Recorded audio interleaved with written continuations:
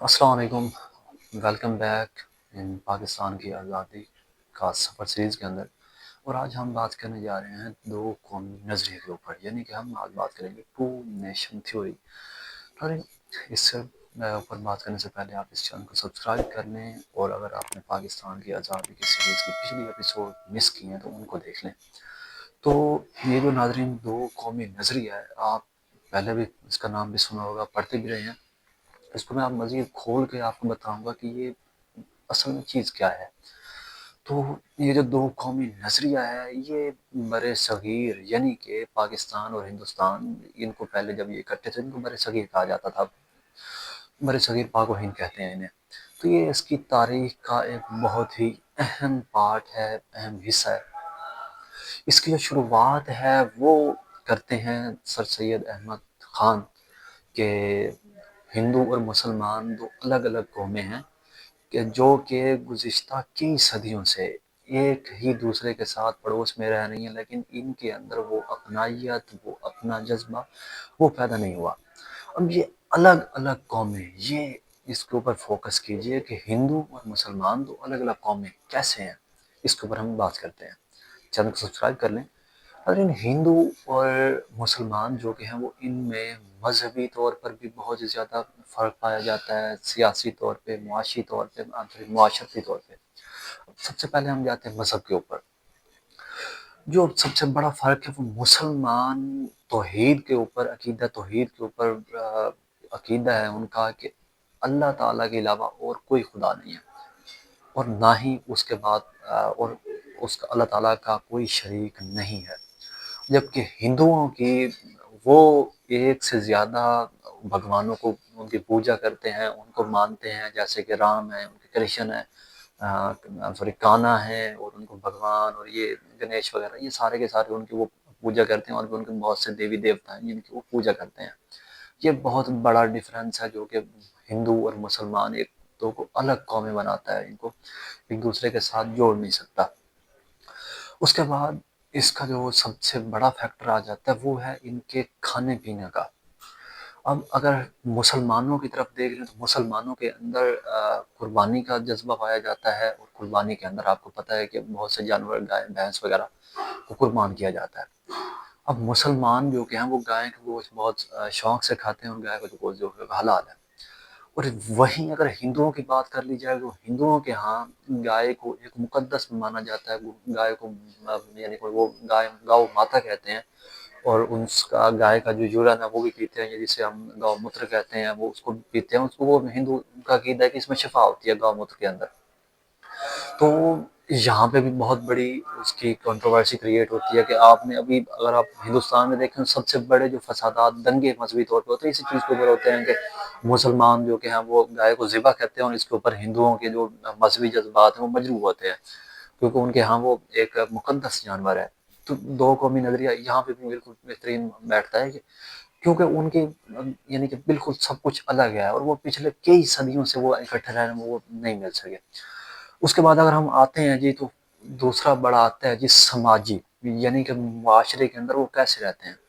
اب اسلام کے اندر، مسلمانوں کے ہاں اسلام کے اندر جو کہ مساوات ہے، کوئی ذات نہیں، کوئی بات نہیں. جو کہ اگر آپ خطبہ الوداع دیکھیں تو اس کے اوپر بھی کسی گورے کو کسی کالے پہ کسی یعنی کہ اس کے اوپر کوئی برتری حاصل نہیں ہے تقوی کی بنیاد کے علاوہ.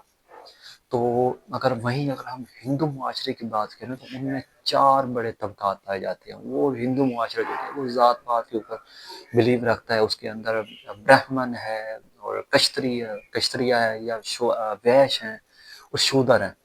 اور شودر جو کہ ہیں وہ ہندو مذہب کے اندر بہت ہی سب سے نچلا اور پستہ طبقہ ہے، جن کی جو کہ پرسان حال ہے وہ کوئی نہیں ہے، کچھ قابل بیان نہیں ہے. تو وہ ہندو مذہب جو کہ وہ ذات پات کے اوپر بلیو کرتا ہے. اگر ہم آگے جائیں تو خواتین کے اوپر، تو خواتین کی اگر بات کی جائے تو اسلام کے اندر خواتین کو جب اسلام آیا تو بہت ہی عزت کا مقام دیا گیا، ماں، بہن، بیوی اور بیٹی کے روپ میں. اور اگر آپ اور عورت کی عزت کرنے کا اور حجاب کا ایک کلچر آیا. اور اگر ہم وہیں ہندو مذہب کے اندر جائیں تو وہاں پہ عورت کو اگر آپ تاریخ کا مطالعہ کریں تو وہاں پہ ایک ستی کی رسم کا آپ نے نام سنا ہوگا. یہ آج بھی قدیم زمانے میں تو بہت زیادہ یہ عروج کے اوپر ہوا کرتی ہے، لیکن آج جو کیا یہ اس کی بہت کم ہے، لیکن کئی علاقوں میں پائی جاتی ہے کہ اگر کسی خاتون کا، کسی عورت کا جو شوہر ہے، ہندو مذہب کی بات کی جائے تو اس کا پتی ہے، وہ اگر انتقال کر جاتا ہے، مر جاتا ہے، تو اس کی بیوی کو اس کی چتا، کیونکہ جو ہندو ہیں، ایک بہت بڑا ڈفرینس یہ بھی ہے کہ مسلمان جو کہ اپنے مردوں کو دفناتے ہیں اور ہندو جو کہ وہ جلاتے ہیں، تو اس کی بیوی کو اس کے چتا کے ساتھ زندہ جلا دیا جاتا تھا. یعنی کہ کہاں اسلام اور کہاں ہندو مذہب کی اس کی روایات، ستی کی رسم. اس کے بعد اسلام کے اندر پردے کا تصور ہے، حیا کا تصور ہے. اور اگر ہندوؤں کی بات کی جائے تو آپ نے اکثر فلموں بھی دیکھا ہوگا، ڈراموں بھی دیکھا ہوگا کہ وہاں پہ کچھ گنگا کی اگر بات کی جائے تو کچھ تہوار ہندوؤں کے ایسے ہیں جن کے اوپر وہ یعنی کہ بالکل گنگا اسنان کا ایک ورڈ ہے کہ وہ اگر ان کا عقیدہ ہے کہ وہ اگر کپڑے وغیرہ اتار کے اس میں نہائیں گے تو ان کے جو تمام تر پاپ ہیں، یعنی کہ اگر آپ اپنے زبان میں بات کریں گناہ ہیں، تو وہ سارے کے سارے دھل جاتے ہیں. کہاں اسلام کے اندر حجاب، حیا، اور کہاں یہ وہاں مرد عورت اکٹھے اسنان کر رہے ہوتے ہیں، نہا رہے ہوتے ہیں. اس کے بعد اگر ہم اسلام کے اندر دیکھیں تو مرد جو کہ ہیں وہ یعنی کہ باپردہ رہتے ہیں، مکمل لباس پہنتے ہیں. اور اگر آپ ہندو کلچر کے اندر جائیں تو ان کے جو یعنی کہ گرو ہیں اور جو بھی ہیں وہ جٹا دھاری ہوتے ہیں، انہوں نے بس ایک چھوٹا سا لنگوٹ پہنا ہوا ہوتا ہے. حالانکہ ان کی ایک مذہبی روایت ہے، میں اس کو ریٹ نہیں کر رہا، لیکن اس کا ایک بہت بڑا ڈفرینس بن جاتا ہے کہ وہ کہاں اور اسلام کہاں. تو یہ بہت ہی بڑے بڑے فیکٹرز تھے جن کے اوپر یہ دو قومی نظریہ کی بنیاد بنی. سر سید احمد خان نے اسی بنیاد کے اوپر کہا تھا کہ ہندو اور مسلمان دو الگ الگ قومیں ہیں جو پچھلی کئی صدیوں سے اکٹھے رہتے ہوئے بھی وہ مل نہیں سکتے. اور ہندوؤں کی اگر بات کی جائے تو وہ مسلمانوں کو مرچ کہتے تھے کہ اگر وہ مسلمان کو اسی چیز کو چھو بھی لے لے تو وہ کہہ لیتے تھے کہ یہ جی ناپاک ہو گیا، اور وہ اس کو ضائع کر دیتے تھے. تو ان کا جو کہ ہندو اور مسلمانوں کا ایک دوسرے کے ساتھ ملنے کا سوال ہی پیدا نہیں ہوتا تھا.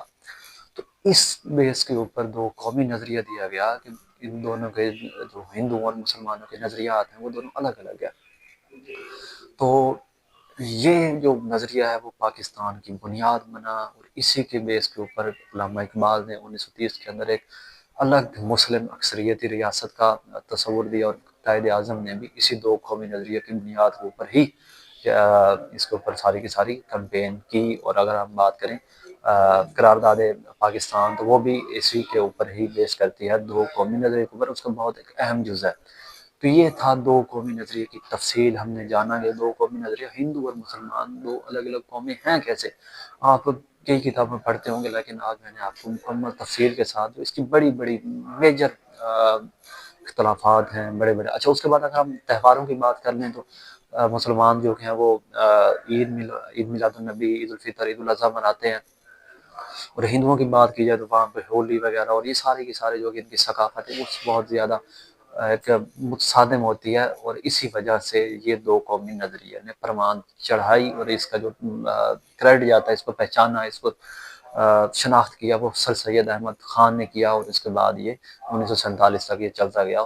یہ تحریک پاکستان کی ایک بہت ہی مضبوط بنیاد بنا.